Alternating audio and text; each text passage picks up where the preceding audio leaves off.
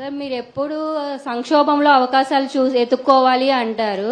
మొన్న శ్వేతపత్రం రిలీజ్ చేశారు కదా సార్, దాంట్లో ఎప్పుడు పోలవరం కంప్లీట్ అయ్యిద్ది అంటే మీరు చెప్పలేదు కదా సార్.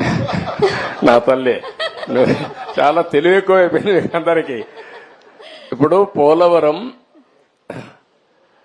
వచ్చింది ఇష్యూ ఏంటంటమ్మా, అక్కడ డయాఫామ్ వాల్ ఒకటి ఉంటుంది, మీకు అందరికి రాష్ట్రంలో ఉండే అందరికి అర్థం కావాలి. పోలవరంలో నదిలో ప్రాజెక్ట్ వస్తుంది, ఎక్కడైనా సరే నదికి అడ్డంగా కడతాం. పోలవరం నదినే తిప్పి ప్రాజెక్టు కడుతున్నాం.